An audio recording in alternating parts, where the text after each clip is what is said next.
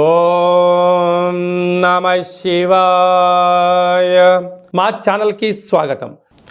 సింహరాశి వారికి క్రోధినామ సంవత్సరంలో ఫలితాలు ఎలా ఉండబోతున్నాయో ఈ వీడియోలో సవివరంగా సంపూర్ణంగా తెలుసుకుందాం.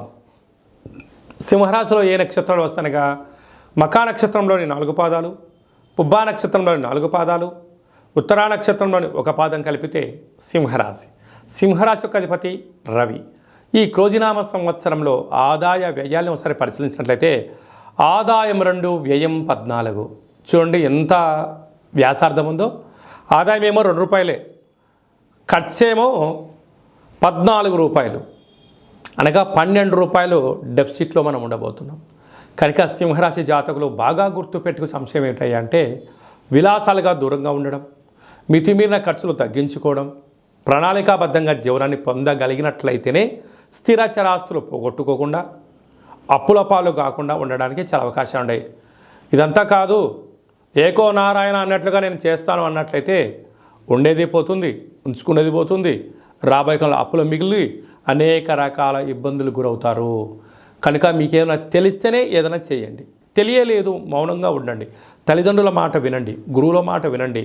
విజయం ఎక్కడ ఉంది, ఎందుకు ఆటంకాలు జరుగుతున్నాయో ఒక్కసారి ఓపికగా కూర్చొని ఒక పేపర్ పైన ప్రణాళికబద్ధంగా ఉండగలిగినట్లయితే ఈ సంవత్సరం మీకు మనుగడ చాలా బాగుంటుంది. లేకపోతే మనుగడ కాకుండా అప్పుల పాలైపోవడము, కోర్టు, పోలీస్ స్టేషన్లు అనేక రకాలమైన సమస్యలకు సింహరాశి వారు కేంద్ర బిందువులు అవడానికి అధికంగా ఉంటుంది.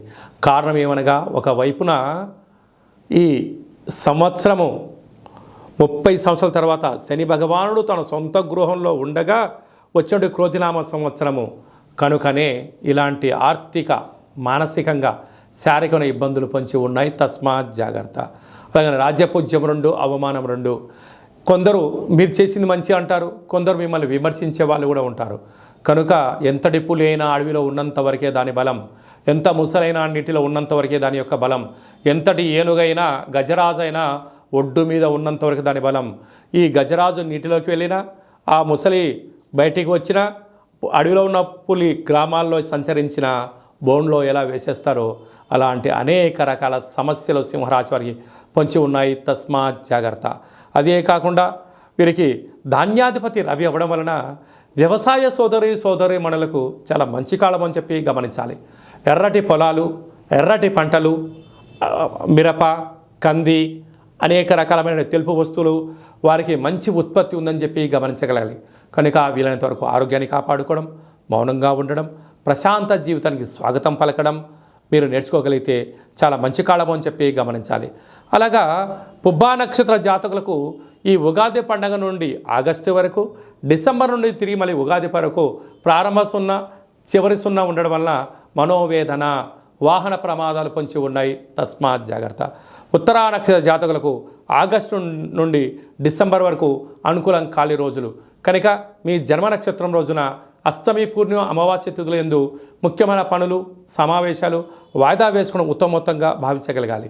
కనుక మీరు రురుకాళ భైరవ స్వామిని స్మరించడం వలన, ధ్యానించడం వలన, రురుకాళ భైరవ స్వామి యొక్క కూష్మాండ దీపాన్ని ఇంట్లో పెట్టడం వలన, ఆనంద దీపాన్ని, కాళభైరవ ఆనంద దీపాన్ని పూజామందిరంలో ఉండడం వలన, కాళభైరవ స్వామికి సంబంధించిన 3 ఇంటి బయట పెట్టడం వలన రుణరోగం, శత్రువులు బాధల నుంచి మీరు బయటపడి ఐశ్వర్యం, ఆనందం మీ సొంతం అవుతుందని చెప్పి గమనించాలి.